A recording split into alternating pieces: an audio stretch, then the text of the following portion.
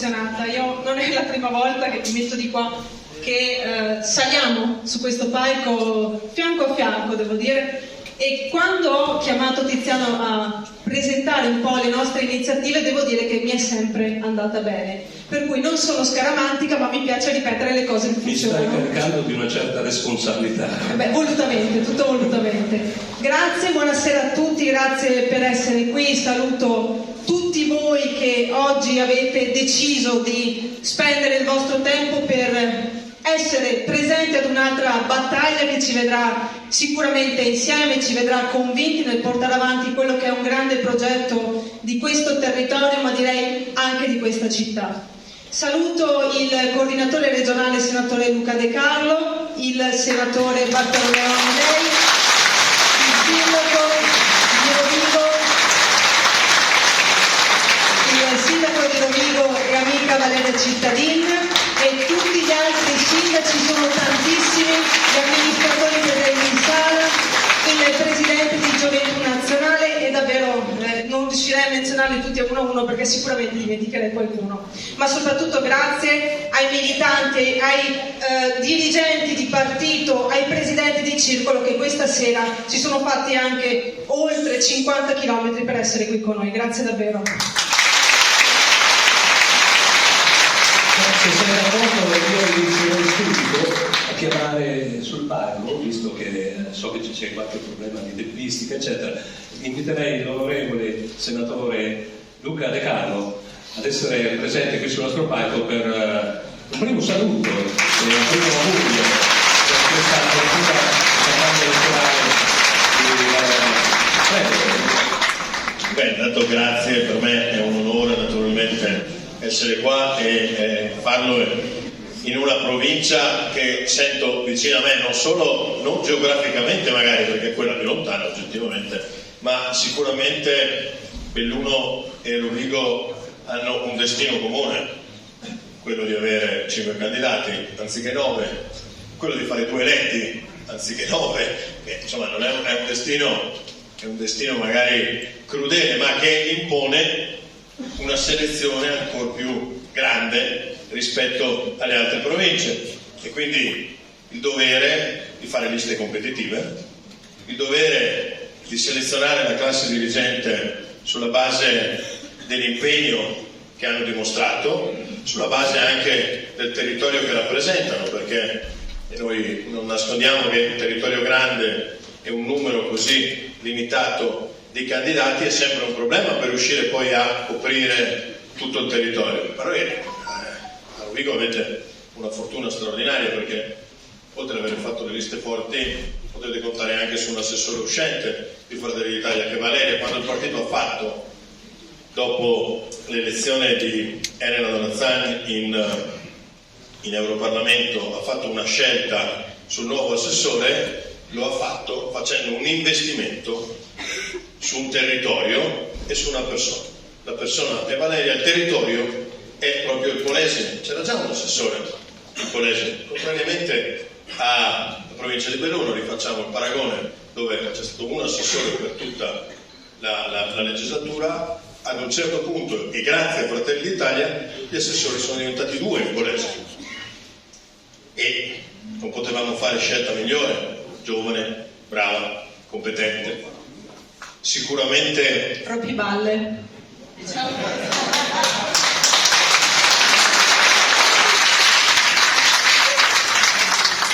ha solo finito la frase, era sicuramente rompipalle, però come tutte le persone impegnative, cioè persone che vogliono migliorare, le persone che hanno a cuore il proprio territorio, le persone che non interpretano i ruoli come un punto d'arrivo. I ruoli sono un punto di partenza, lo sanno, chiunque faccia politica lo sa, che non esiste l'interesse personale, esiste l'essere candidati, essere eletti e svolgere il proprio ruolo a servizio dei propri cittadini. E guardate che lo diciamo noi, che in questa partita elettorale siamo stati generosi, molto generosi, perché a fronte di numeri schiaccianti, questo partito, che ha un dovere in più rispetto a qualsiasi altro partito, ha fatto quello che fanno i partiti leader, quello che fanno i leader.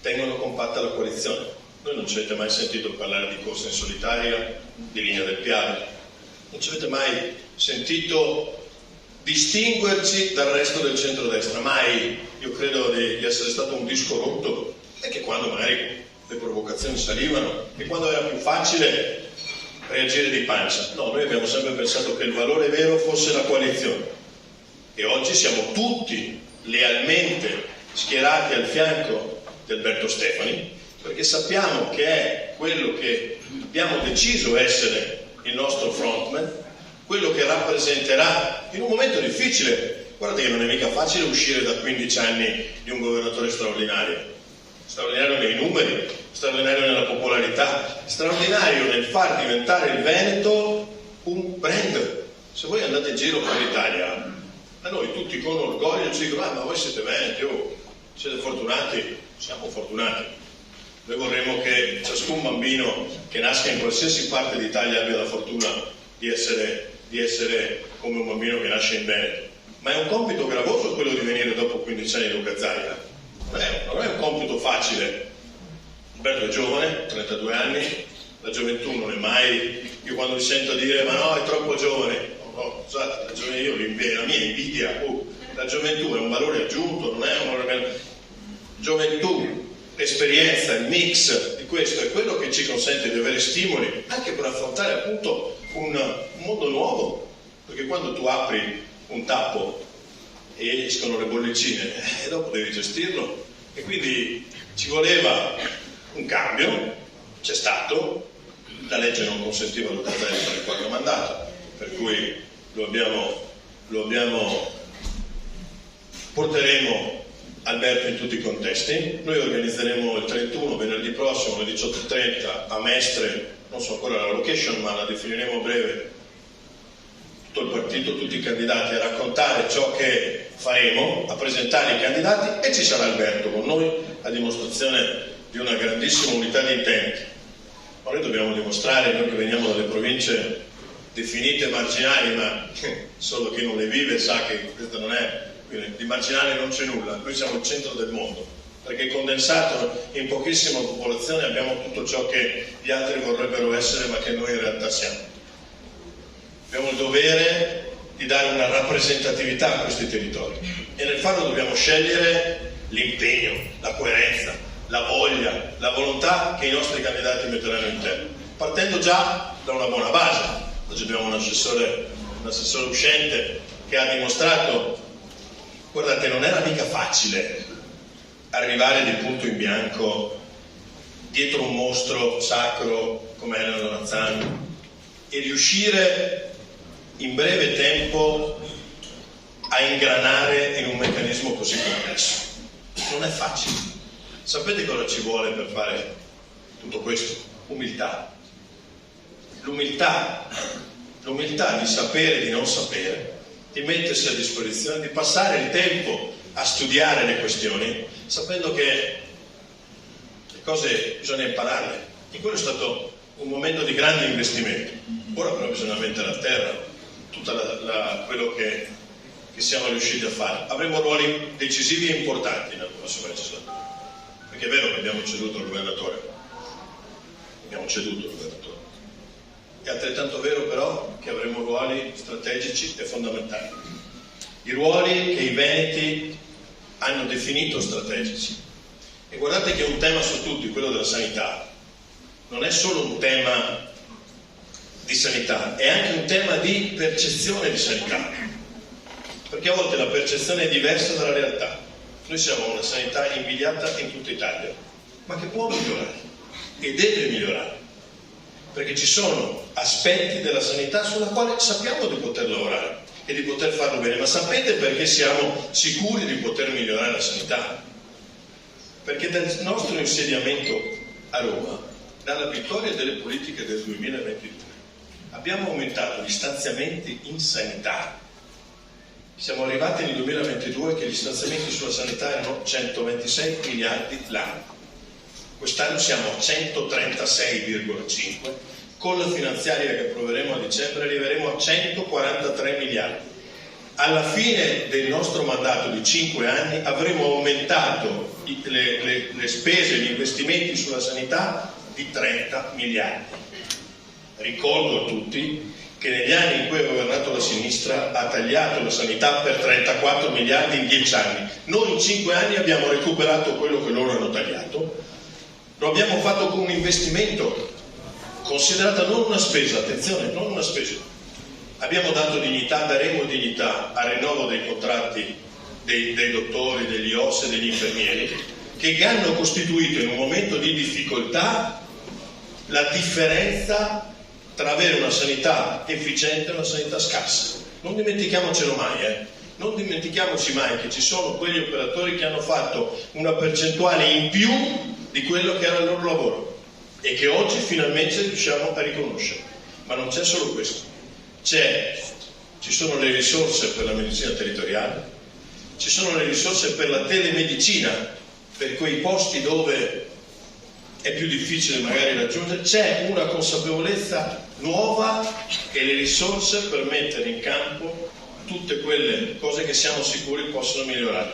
Ecco, vedete quanto era importante la compattezza della coalizione? Perché se noi non avessimo avuto la stessa coalizione a Roma e la stessa coalizione a Venezia, non avremmo saputo dare continuità al lavoro del centrodestra, né qui né a Roma. Capite l'importanza di non dividersi? Tra l'altro una cosa che i veneti non avrebbero mai voluto che facessimo, perché io andavo in giro per la strada e l'unica cosa che mi dicevano era: Luca, mi raccomando, non stai fa baruffa. A parte che per far baruffa avremmo dovuto essere in 2 e io non ho mai litigato con nessuno e quindi diventava particolarmente difficile, ma era un sentire comune questo. Qui poi ripeto, in un mese dovremmo dimostrare che non solo siamo convinti che ciò che abbiamo fatto in questi 3 anni è buono, ma che anche tutto quello che abbiamo fatto in questi 3 anni ha un riflesso diretto e preciso su questo territorio. Siamo in buone mani, siamo in buone mani.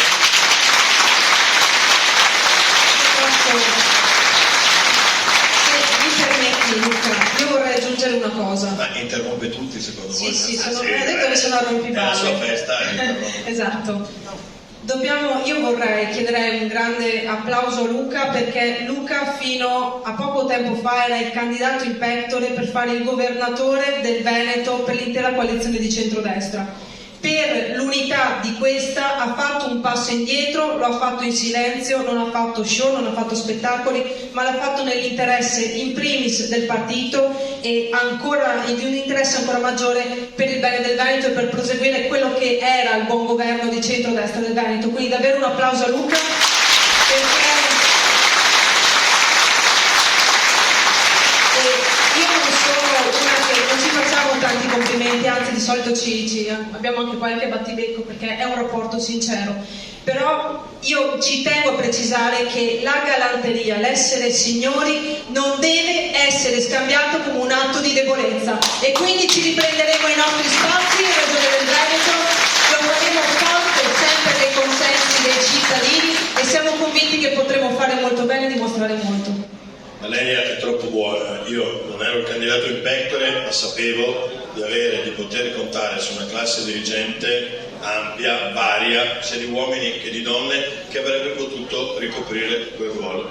Eravamo consci che non fosse importante chi lo avrebbe ricoperto, ma che avremmo potuto mettere sul tavolo i nostri nomi forti anche dei nostri numeri, ma anche della crescita della classe dirigente. Quindi non era neanche lì una questione meramente personale, era una questione di riconoscimento di uno straordinario lavoro svolto, che dovremmo dimostrarlo a maggior ragione adesso con queste elezioni e con questo momento nel quale dovremmo raccontare anziché concentrarci su quello che fanno i nostri competitor. Dico, i nostri alleati sono straordinariamente diciamo così, lavorano con noi, remano a favore nostro, noi siamo assolutamente in uno straordinario rapporto. Io con Alberto stesso nei momenti più tesi delle trattative abbiamo sempre avuto un bel rapporto e mantenuto uno straordinario rapporto che è un rapporto di amicizia, insomma, dal 2018 ormai, ma dobbiamo anche raccontare ai veneti e ai polesani quello che vogliamo fare senza concentrarsi sul pensare a quello che fa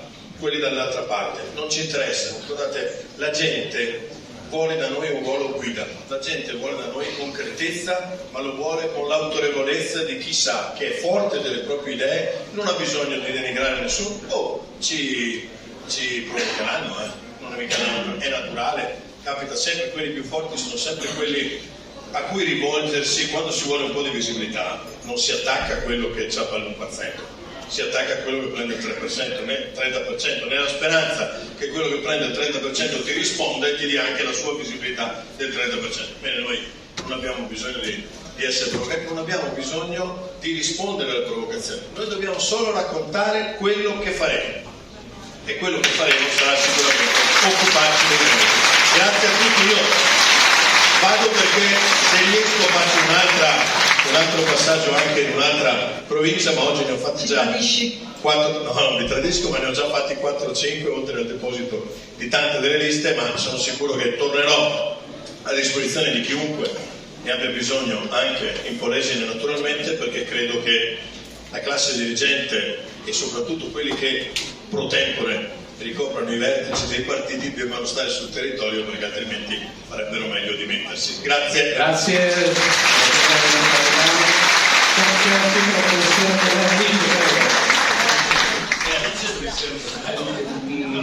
Bisogna guadagnarselo.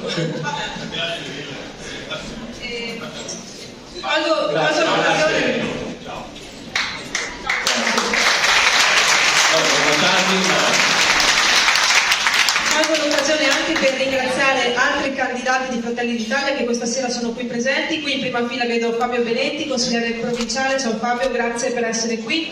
Non so se ci sono anche altri candidati, però insomma grazie, perché è una dimostrazione veramente di maturità. Voglio metterti a tuo agio, vieni a destra. Oddio, proverò a sedermi con eleganza, cosa che proprio... Ok. Allora, noi direi che, non so se sentirmi un mezzo Costanzo, un Gigi Marzullo o un Dario Vergassola. Non lo so, scegli tu. No, perché questo in realtà non è il mio ruolo, quello del giornalista o giornalista. Io sono un modesto speaker radiofonico, ex DJ, tutte queste robe qua. Però insomma mi fa sempre piacere essere qua con te, perché appunto come dicevi prima questo è un palco che ormai noi conosciamo bene e è un palco che da 10 anni tu ci giri intorno, su e giù, ci salti. Poi io mi ricordo un'altra cosa, te la voglio chiedere dopo. Adesso sembra una domanda scontata, ma perché hai scelto proprio Portoviro per la tua apertura di campagna elettorale? Sembra quasi... No, Tiziano, non è scontata. Tra l'altro scegliere Portoviro logisticamente era un po' più difficoltoso, perché chiaramente qui sono arrivati anche tanti dirigenti, militanti e sindaci di tutta la provincia, quindi magari scegliere un comune più baricentrico, ad esempio Rovigo, avrebbe agevolato l'affluenza. Invece sono contenta che questa sera questa sala sia piena, perché questa è anche una risposta. È una risposta a qualcuno che, quando ho scelto di andare in regione, sosteneva convintamente che Portoviro non fosse più casa mia. E invece con questa sala voglio non solo ribadire orgogliosamente che Portoviro è casa mia, ma che sono fiera di essere una portovirese, una polesana e una veneta.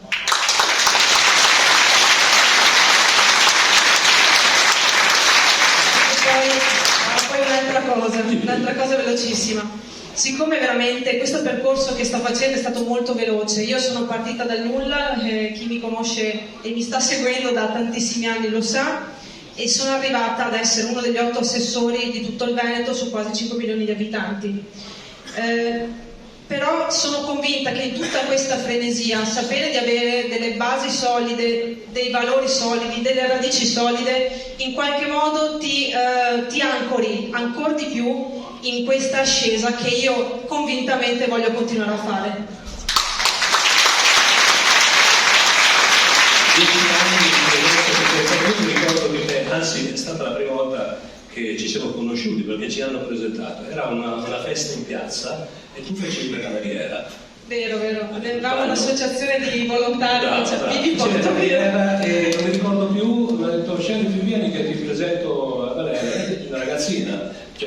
più di 10 anni che io ti conosco, tu hai cominciato poi, diciamo, ufficialmente nella politica 10 anni fa, ma tu militavi molto prima, cioè allora avevi 18 o 19 anni, non ricordo bene. Sì, diciamo è possibile, nel senso che avevamo messo in piedi con un gruppo di ragazzi che tra l'altro ancora mi segue, un'associazione di volontariato per ravvivare un po' la città che si chiamava Vivi Porto Viro, ma non facevo politica. Dopo mi sono avvicinata col percorso universitario ed è stata tutta una cosa velocissima. E quando tu hai cominciato, tu ovviamente, dico ovviamente per chi lo sa, in realtà non tutti lo sanno, le tue origini per questo miscuglio, no, di sangue, chiamiamolo così, cioè, la mamma egiziana, giusto? E papà veneto. Sì, è giustissimo, tra l'altro non capisco perché ancora oggi mi accusano di fascismo, io penso proprio di non aver niente da scusarmi per scegliere da sempre di votare e sostenere un partito come Fratelli d'Italia e Giorgia Meloni. Io penso che un po' la mia storia, il fatto, no, dell'integrazione corretta debba essere un messaggio che vuole essere innanzitutto di inclusione, ma di inclusione di chi è disposto ad accettare le nostre regole e i nostri valori. Non possiamo permettere che le nostre tradizioni, la nostra cultura venga in qualche modo ogni volta umiliata da chi pensa di venire qua a fare i cavoli suoi. Questo voglio che sia un messaggio chiaro. Purtroppo anche qua a Porto Viro la situazione sta un po', non dico preoccupando, ma deve essere assolutamente gestita. Tra l'altro si parla spesso di abbreviare i tempi della cittadinanza, ma anche qui sono fermamente contraria, perché se devo riportare un esempio mio personale, mia madre ci ha messo oltre 10 anni ad ottenere la cittadinanza, giustamente, perché la cittadinanza non è solo un pezzo di carta, è un percorso di integrazione che si deve fare. E giustamente io poi, tra l'altro, tutti e 3 figli cristiani, proprio integrati al massimo, l'unica pecca, parlo solo italiano. Ascolta, questi 10 anni ti hanno portato a delle grandi soddisfazioni e qual è stata la scelta che più ti è piaciuta, che più ti ha soddisfatto, e se ce n'è stata una che ti ha fatto passare un po' qualche notte particolare? Diciamo in entrambi i sensi più di una. Sicuramente una cosa che mi ha affascinato molto in questo assessorato, che io ho preso un po' così, come diceva il senatore De Carlo, ho preso un po' in corsa, è stata vedere l'efficacia della Regione del Veneto nell'affrontare e supportare le crisi aziendali. Perché, per chi non lo sapesse, io l'ho scoperto appunto facendolo tutti i giorni, il Veneto è l'unica regione d'Italia che è dotato di un'unità di crisi. Cioè un corpo che lavora a fianco delle aziende e delle parti sindacali per mediare nelle crisi e quindi per riuscire a tutelare l'occupazione ma anche la continuità produttiva dei siti. E questa è una cosa che mi ha affascinato tantissimo, lottare con i lavoratori a fianco dei sindacati e anche avere qualche soddisfazione in questo senso. Dall'altra parte la cosa che un po', sì, una delle magari scelte più difficili è stata indubbiamente quella di lasciare il mio posto di sindaco. Un po' perché io avevo vinto molto bene in questa città, avevo vinto in tutti i seggi, questo era sintomo di una grande fiducia e di una voglia di rinnovamento. È stata la più giovane e la più votata, se ho scritto male, giusto? No, è giusto, sì. Però diciamo che quando è arrivata la chiamata di Giorgia per la Regione del Veneto, io ho cercato di spiegare le mie motivazioni dicendo: guarda, io ho un mandato pieno di sindaco, mi mandi in regione, tra l'altro con referati molto importanti, dopo un assessore che è stato per 15 anni alla guida in maniera molto efficace di questi referati. Io non so se sono all'altezza e soprattutto non me la sento di fare questo salto adesso. E poi avevo cercato anche di convincerla dicendo: vabbè dai, tanto mi candiderò poi nel 2025, quindi comunque mi sarei candidata, ma tutti quelli che mi conoscono lo sanno che la regione è sempre stato il mio pallino dal 2015. Il punto è che Giorgia e non solo Giorgia ma soprattutto i nostri nazionali mi fecero una domanda e mi chiesero: ma secondo te sei più utile al tuo comune da sindaco o da assessore regionale? E io non ho saputo rispondere perché sapevo che la risposta sarebbe stata da assessore regionale. per cui ho mollato un mandato pieno e sono andata a ricoprire un ruolo di tutto rispetto, riportando Portoviro comunque in giunta regionale, ma anche il Polesine con deleghe importanti che era da anni che non vedeva gestite personalmente. Quindi un po' questo forse è il rimorso che mi rimarrà sarà quello di non essere riuscita a finire questo mandato, ma tutte le scelte che ho fatto, anche le più difficili, le ho fatte sempre nell'interesse esclusivo del mio territorio, non solo di Portoviro. Bene.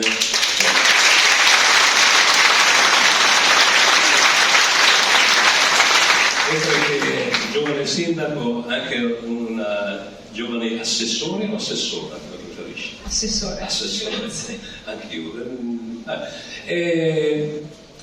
A proposito di giovani, nel ruolo di assessore regionale, come vedi i giovani per il futuro, le competenze, le capacità, cioè queste innovazioni che ci sono, però con l'occhio sempre dovuto anche alla tradizione, no? Quindi a una continuità di quel che è un percorso politico pur innovativo come tu potresti fare, credo io, sia per la giovane età sia per le tue capacità.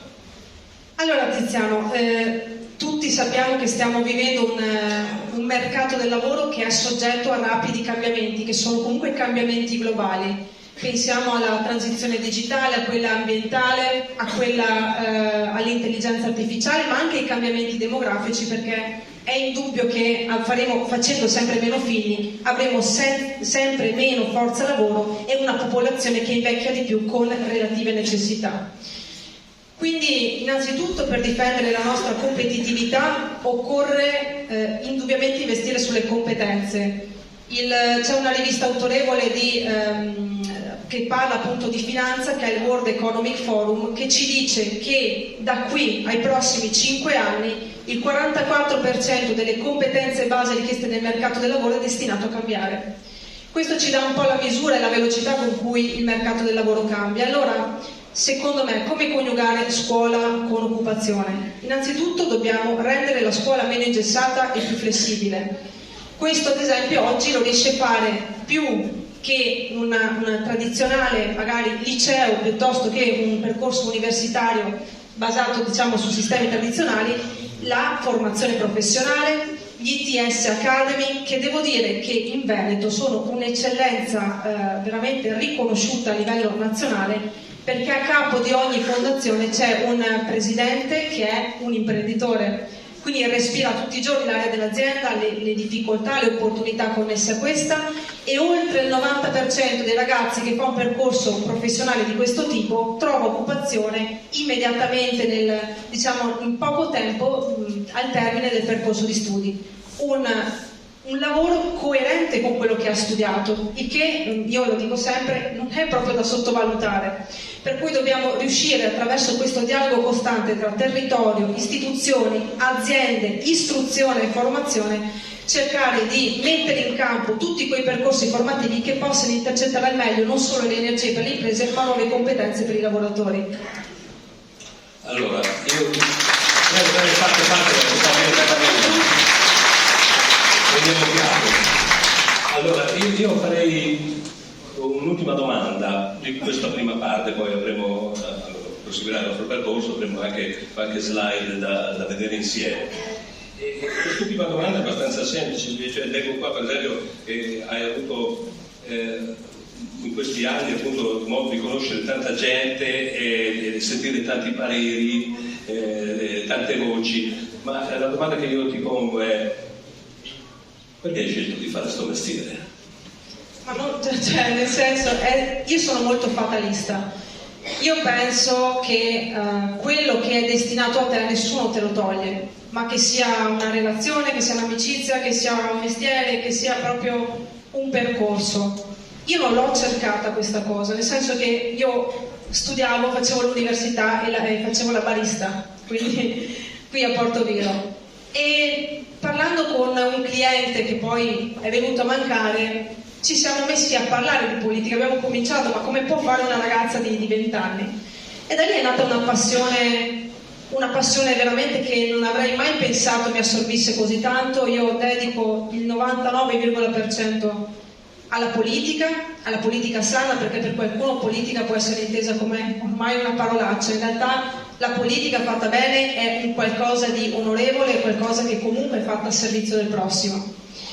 E per cui ho cominciato questo percorso, tra l'altro in maniera anche un po'... Io mi sono tesserata a questo partito che era l'1% e mai mi sarei aspettato, oppure me l'aspettavo ma non così rapidamente. Avresti augurato magari. Esatto, che divenisse il primo partito a livello nazionale, per cui io penso che veramente ogni cittadino possa fare la differenza, non solo mettendosi in politica, ma anche proprio nel suo piccolo. E io nel mio piccolo voglio provare a rendermi utile, a mettermi a servizio finché ne avrò le energie, e ne avrò ancora molte sicuramente, finché ne avrò voglia e finché ci sarà un gruppo di amici come questo che mi sostiene.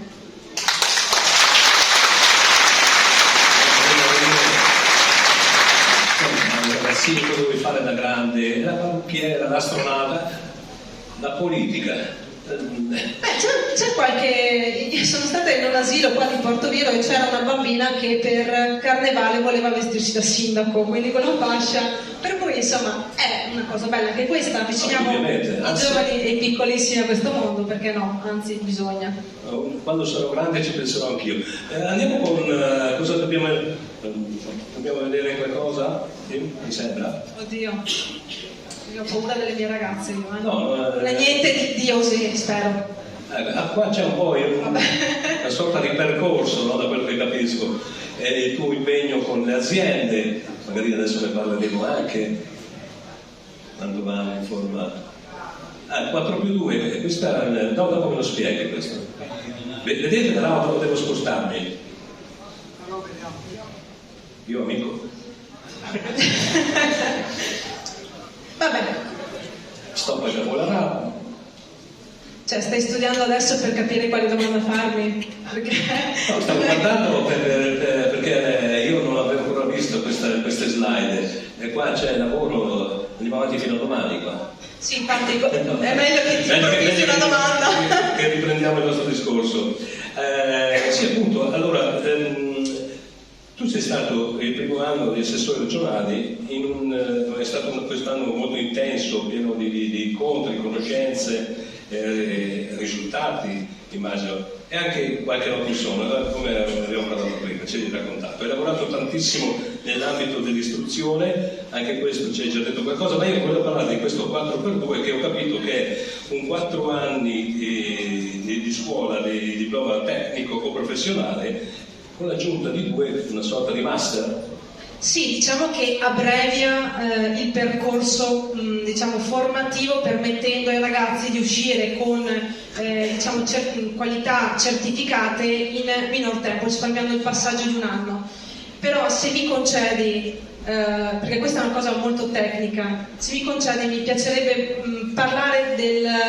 Se vuoi, chiaramente sono quella che interrompe, che cerca di... Però sarebbe bello parlare anche della resilienza delle imprese venete, che hanno dimostrato in questo anno veramente di superare non solo momenti di difficoltà, ma anche veramente lavorando a fianco a fianco con la regione, cercare di andare incontro a quelli che hanno i lavoratori che rischiavano il licenziamento. Io a questi vorrei dare spazio e attenzione, se naturalmente il padrone di casa lo concede. Infatti era nei miei programmi anche... Scusa, ho buttato. No, ma tranquilla, so che tu ti sei impegnata tantissimo per l'azienda, come stai dicendo, salvando, proprio, è giusto di usare questo termine? Sì, non io, personalmente, mi piace raccontare anche queste cose, perché tra l'altro prima abbiamo sforato un po' quei tempi con il saluto iniziale, però vorrei tornare su questo argomento, perché solo dal 2025 abbiamo gestito 77 casi di crisi aziendali complesse, che in Veneto non sono proprio poche, visto che è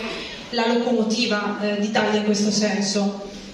Vengo qua, ti interrompo solo per rendere un po' partecipi tutti quanti di cosa stiamo parlando, dell'Electrolux, di Riello, di Speedline e poi anche aziende molto più vicine come i cantieri navali Visentin, Vittoria di Adria e l'azienda Berco, giusto? Prego. E questi sono marchi che a sentirli oggi diresti che sono dei colossi, in realtà hanno rischiato di chiudere e anche di licenziare in maniera collettiva il proprio personale. Devo dire che sempre con il supporto dell'unità di crisi regionale e con l'assessorato che presiedo siamo riusciti, con la mediazione anche con le parti sindacali e datoriali, tante volte a mediare in questi casi e, nella migliore delle ipotesi, a fare una riconversione e un rilancio industriale. Penso a Berco, penso ai cantieri navali Vittoria che sono in fase di rilancio, e in altri casi invece a offrire politiche attive del lavoro in modo tale da riuscire a far sì che i lavoratori potessero continuare a percepire uno stipendio, comunque un'entrata.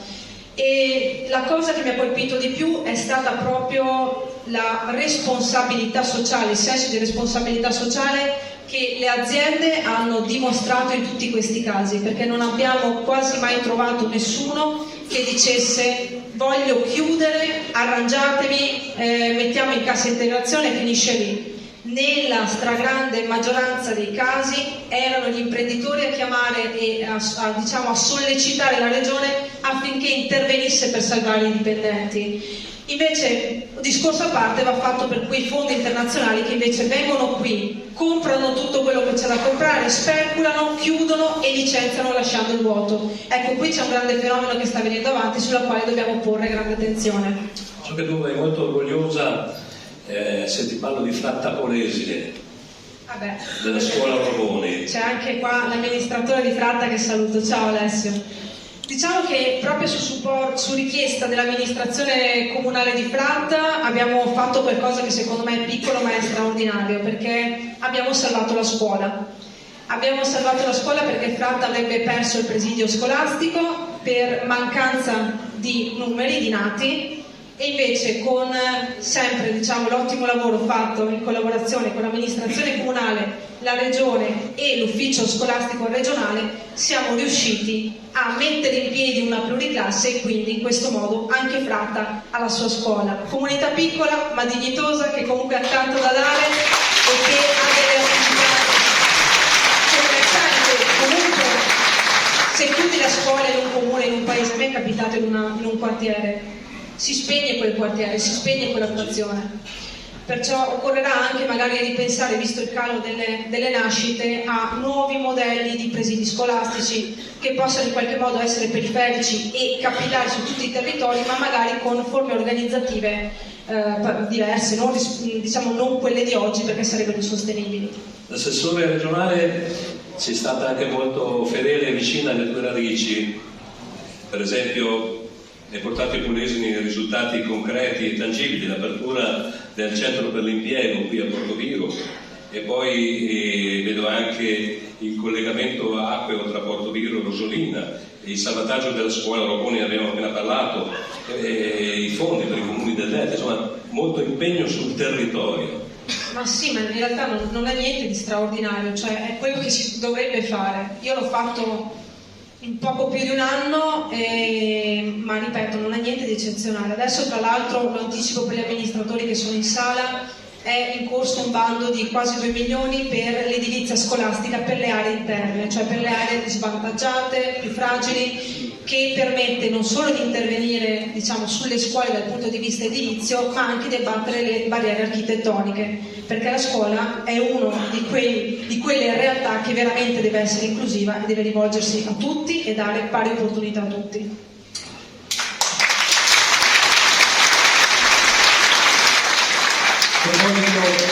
Andiamo a chiudere. A proposito di futuro, leggo, sento, vedo, mi dicono, ne sento parlare che questa tua candidatura non è proprio ferma qua, ma si parla molto di un'altra cosa, credo molto importante. C'è scritto qualcosa qua? Vicepresidenza. Sì. Ecco. Hai bisogno di qualcuno? sì, ho sempre bisogno di qualcuno io. No, non lo so, nel senso che io oggi voglio concentrarmi a fare il mio, a fare bene, e se possibile io sarei già felice di tornare a fare quello che sto facendo, perché sono davvero tanti progetti che ho in mente, che stavo mettendo in piedi anche per la nostra provincia, e dopodiché, insomma, se sarà questo, io penso che sia... io non voglio tirarla, sono scaramantica, lasciamo che le cose vadano come devono andare, se saranno rose fioriranno. Sensazione di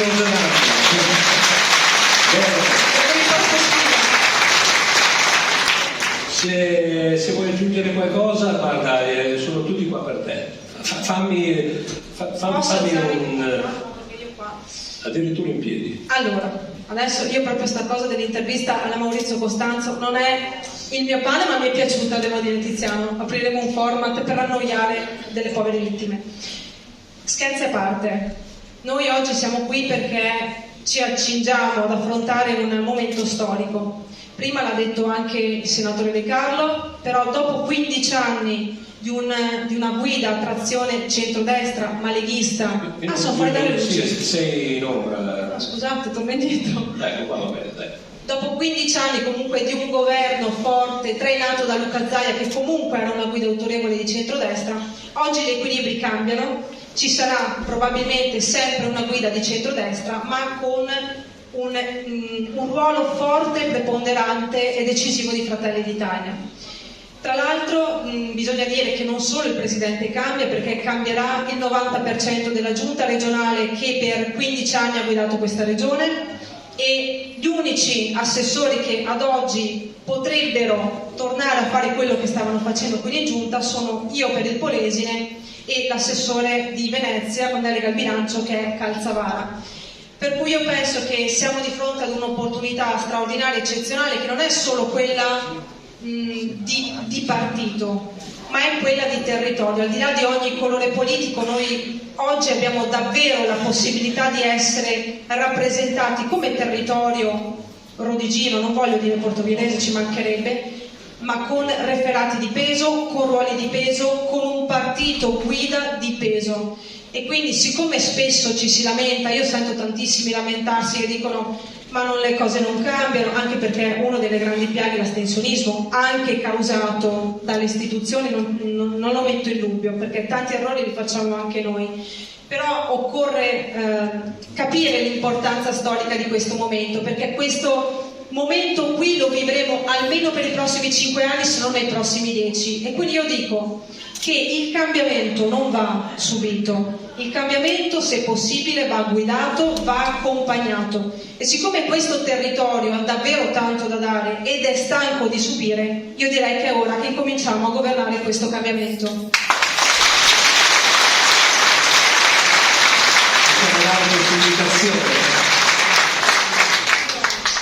Sì, ricordiamo come si vota, lo dico io. 24-25 novembre. Molto bene. No, allora, si voterà il 23 e 24 novembre. Esatto. Facciamo un applauso a Tiziano che lui non ce la fa se sbaglia un nome o una data. Però gli vogliamo dare per questo. Sì, anche quando mi ha presentato come sindaco deve aver storpiato il mio nome, però è stato efficace. Una volta, sì. Si voterà il 23 e 24 novembre, è necessario fare una croce sul simbolo di Fratelli d'Italia e scrivere la preferenza.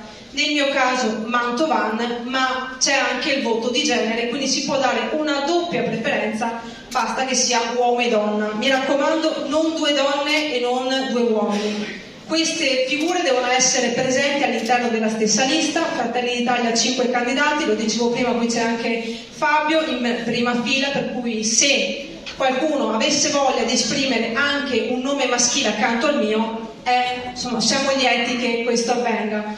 Detto questo, però, io vorrei, se il padrone, ormai ti scavalco sempre, se il padrone me lo concede, vorrei chiamare sul palco un paio di amici per dei saluti, perché qui abbiamo l'onore di avere l'amica, il sindaco Valeria Cittadin, sindaco di Rovigo,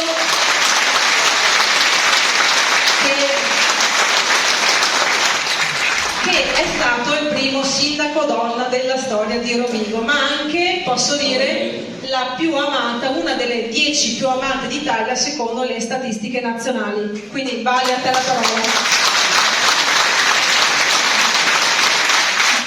Buonasera a tutti, io saluto gli amici di Fratelli d'Italia, in primo luogo Valeria, perché questa esperienza che sto facendo vede le sue radici proprio in un rapporto con lei, e quindi il mio è un ringraziamento, per i risultati che ho raggiunto, insieme appunto a questo importante partito che rappresenta la maggioranza della mia maggioranza nel comune di Rovigo, e sono qui stasera veramente con grande emozione, perché ero abituata nella mia campagna elettorale a vivere la situazione inversa. Era lei che mi accompagnava e che mi aiutava ad avere solidarietà tra i cittadini e ad essere votata. Credo che Valeria abbia dimostrato al 100% qui stasera di essere una ragazza, una donna con tanta competenza, con tanta determinazione. Anche io e lei ogni tanto litighiamo. Vero, perché insomma siamo è un rapporto leale. Però ecco, in un rapporto leale credo che abbiamo sempre avuto la capacità poi di superare, perché credo che una delle cose più importanti, come diceva prima il segretario regionale De Carlo, vedo che qui abbiamo anche l'amico Amidei con il quale insomma spesso abbiamo bisogno continuamente di fare dei momenti di confronto, ma la cosa importante di Valeria è la sua capacità poi di superare veramente le situazioni di conflitto. Quando litigo con lei, perché succederà ancora, però la cosa che più mi è sempre piaciuta è che comunque quando la dovevo incontrare la volta successiva dicevo ma chissà adesso Valeria, e invece no, lei ti accoglie sempre con il sorriso ed è in grado di riconfrontarsi e riprendere argomenti anche che ci hanno visto in posizioni contrapposte per arrivare veramente a una sintesi.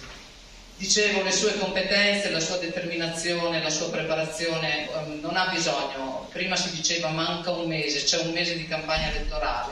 Non credo che Valeria abbia bisogno, la farà sicuramente perché fa parte dei giochi, però Valeria non ha bisogno di campagna elettorale, Valeria è conosciuta e mi ha sempre insegnato una cosa, pur essendo lei più giovane di me anagraficamente, però più vecchia di me dal punto di vista dell'esperienza politica, mi ha sempre fatto capire l'importanza di questa, nella mia esperienza di sindaco, di questa asse che collega il comune, la regione, la provincia, la regione e il governo. E devo dire che i meriti di del lavoro che sto facendo io sono dovuti molto proprio a questa sintonia, a questa possibilità di avere dei punti di riferimento a più livelli, e lei si è sempre dimostrata un punto di riferimento importante non solo per me come sindaco di Rovigo, ma devo dire anche per i sindaci sicuramente della nostra provincia.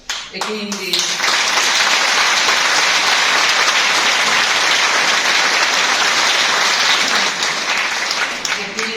ancora grazie Valeria, perché tu stai dimostrando che essere belli non significa essere stupidi, e quindi anzi tutt'altro. Non è mica semplice per una bella così dover dimostrare che c'è anche una testa.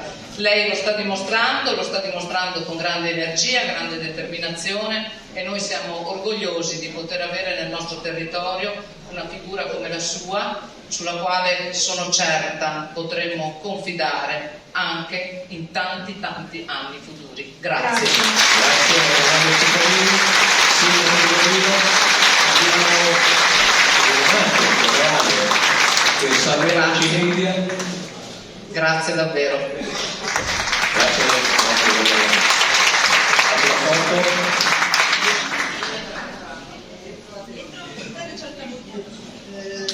Mettetevi lì, bravi. Io dovrei riempire questi tempi morti, in teatro si chiama così, quando invece non li si chiamano tempi di... Però posso dire una cosa, tanto ormai mi interrompo e lo sapete, è sistematico. Io sono stata accusata ferocemente di essere un'ambiziosa. È vero. Sentilo. Ma infatti... È un pregio questo. No, ma io sono ambiziosa e sono felice che la maggior parte dei miei, diciamo, come posso dire, moralizzatori si siano poi candidati anch'essi nel proprio comune e che ora sono pure candidati anch'essi al Consiglio regionale. Quindi a queste persone che mi accusavano di essere ambiziosa, io voglio augurare un sincero in bocca al lupo per la campagna elettorale per le regionali che faranno, però mi viene un dubbio. Non è che la loro accusa di essere ambiziosa in realtà fosse invidia del posto in cui oggi sono?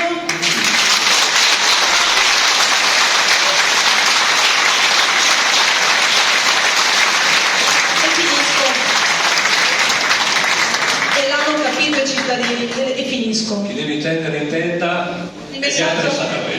Bravo. Ma soprattutto perché quando una donna vuole emergere, vuole fare carriera, vuole fare percorso, è definita un'arrampicatrice, una rivista, e quando invece lo fa un uomo è una persona determinata?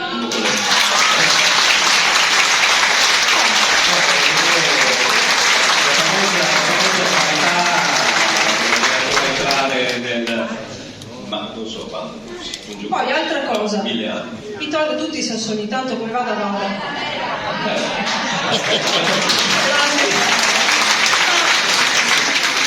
Mi dicono che sono scappata, ma vi sembro scappata? No! Sono qua, abito a Porto Virus, tutti sanno dove sto, l'attività della mia famiglia è qui, la mia famiglia è qua. Dove cavolo sono scappata io? Gli amici sono qua, i sostenitori sono qua, l'inizio della campagna elettorale l'ho fatta qui. Io direi che insomma a queste persone serve un bravo psicologo.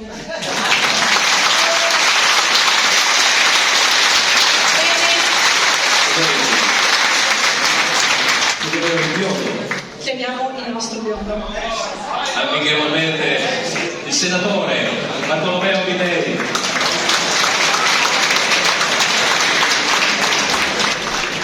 Vieni tutti in linea, non ti preoccupare. Ecco, io non c'entro su tutte le cose che non so, sono un uomo maschio, però insomma non c'entro, anche se hai detto cose assolutamente. Dimmi, No, intanto faccio una foto su questa bellissima platea di numerosissime persone che io farei un applauso per la presenza straordinaria.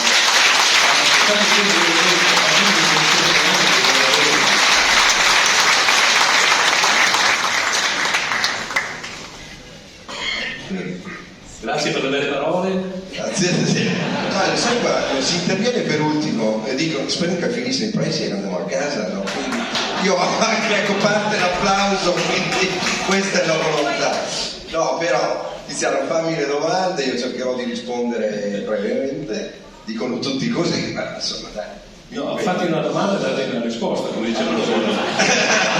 Grazie, questa mi piace. Beh, che dire, intanto complimenti Valeria, tutto per il lavoro straordinario. Facevamo fatica a seguire le immagini che si susseguivano, talmente cose ha fatto in un tempo così limitato. E non è semplice, io ho visto tante cose importanti, tanti risultati ottenuti, tanti in itinere, quindi un lavoro significativo. Ha fatto un intervento il senatore De Carlo, presidente della 9ª commissione, che è la commissione Industria, Agricoltura, Turismo e Commercio del Senato, che devo dire la più importante commissione, nonché coordinatore regionale. Io sono coordinatore provinciale, senatore, collega di Luca De Carlo e presidente anche di un importante intergruppo parlamentare che è del Made in Italy Innovazione. Ma io farei un discorso, se me lo consentite brevissimamente, di carattere politico, perché questo è il mio ruolo che mi impone anche l'incarico che mi è stato dato dai cittadini nell'ottobre del 2022. 2022 ottobre 2022, 22 ottobre 2025, 3 giorni fa, questo governo compiva 3 anni. Sai che ti ho sentito? Avevo ripreso il discorso del giorno da regola, io ero e sentivo il senatore Avidei che faceva gli auguri di buon una volta anno. la Tandara mi riprese nell'altra legislatura dicendo mi sembra Alberto Lupo. Chi è molto giovane non lo conosce, ma era una persona. Beh, che dire, 3 anni significativi di governo, cui mi hanno visto, ho avuto anche l'onore dell'impegno di partecipare con risultati straordinari. Lo dicevo anche nel mio intervento durante la presentazione della relazione che poi il nostro Presidente Giorgia Meloni avrebbe presentato al Consiglio europeo di ieri e l'altro ieri, dove a un certo punto bisogna anche dire che cosa si è fatto in questi 3 anni. Allora, velocissimamente, pensate allo spread, una parola che non conoscevamo, no? Poi abbiamo imparato a capire cosa vuol dire spread. 2,36 3 anni fa, 80 ora, più basso è lo spread. Questo è un grandissimo risultato.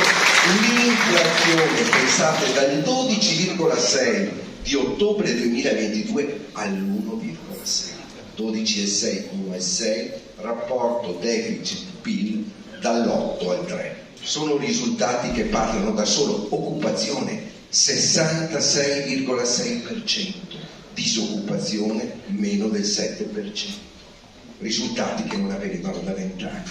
Un governo, sì, noi oggi portiamo a casa un grande risultato, il 3° governo più longevo della storia della Repubblica Italiana.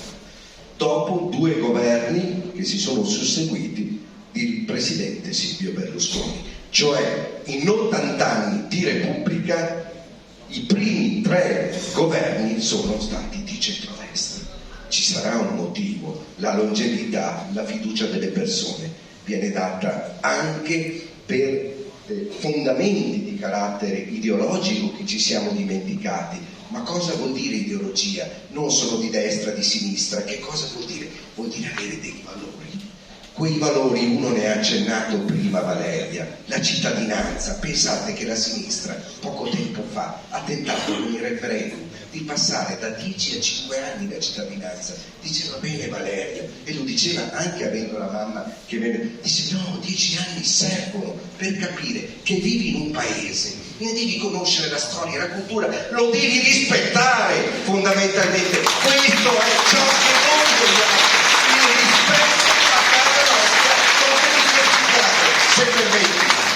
Questa è la politica che noi facciamo. Potremmo raccontarne tanti di risultati che stiamo portando a casa. Io stesso sono relatore nel DDL concorrenza, che andremo la prossima settimana ad iniziare la discussione in commissione, emendamenti, sono intervenuto sulle piccole e medie imprese, il tessuto fondamentale della nostra economia, 4.400.000 imprese, piccole imprese che rappresentano più del 95% del tessuto imprenditoriale. Ieri sera ho passato una bella serata con Valeria e c'era anche il presidente della provincia Enrico Ferrarese e gli organizzatori che hanno consentito questo a Stietta. C'erano 30 donne imprenditrici. Sono state premiate, sono state omaggiate, ognuna è intervenuta, e devo dire che le ragioni con cui queste donne imprenditrici, il coraggio, la storia, le fatiche, perché è stato detto prima, una donna, ma non lo dico per piaceria, non fa solo un'imprenditrice, non lavora solo, ma anche un altro lavoro che è la famiglia, che spesso è un impegno enorme, quindi è doppiamente da premiare. E ieri sera è stata una bellissima serata, qualcuna è in sala pure qua, che ho avuto anche l'onore di premiare. Quindi un impegno che è il nostro, e lo stiamo facendo anche per dare impulso alle piccole imprese, alle start-up innovative, all'impresa donna, quindi c'è il fondo impresa donna con il PNRR, tante cose che ci crediamo. Doppia transizione energetica, ne sentite parlare spesso, quello che è la digitalizzazione, ma quello che è la transizione ambientale verso il rispetto dell'ambiente, che non è il Green Deal, questa parolaccia dove volevano limitarci, tante cose, mi fermo qua, per dire una politica nazionale che deve essere calata sul territorio, passando attraverso la Regione Veneto, poi la provincia, il comune stesso, ma avere questo legame, questo collante tra lo Stato, tra il governo, tra la Regione Veneto, tra l'assessore Mantolan, cui io veramente non lo diciamo per scaramanzia, ma mi auguro veramente possa ambire a quanto abbiamo visto che i giornali hanno riportato, ci fanno sentire più vicini. Io ho anche una scommessa, che è la scommessa di tutti, che spesso se ne parla, e con Valeria ci impegneremo a portare avanti, che è quelle due arterie fondamentali, la Romea commerciale e il prolungamento della trasferenza.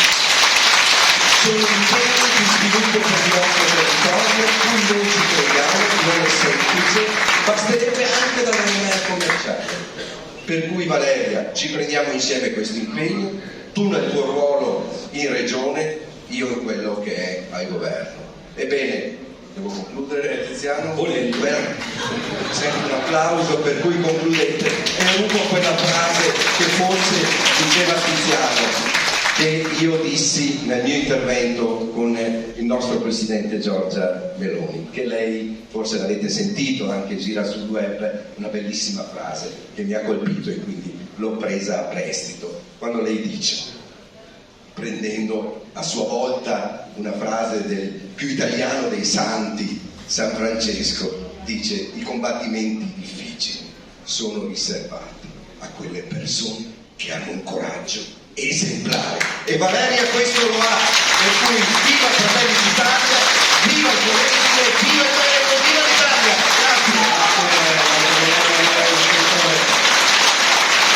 Sì, diciamo che siamo grazie alla nostra Francesca. Un po' più indietro. Sì. Dove c'è la Lucia? Sì, no, perché guarda, no, perché se da Titolotto hanno messo un nastro adesivo fatto hai visto adesso? Abbiamo un'altra persona da chiamare, giusto? Un altro amico, Davide Guerra, giusto? C'è, eccolo qua.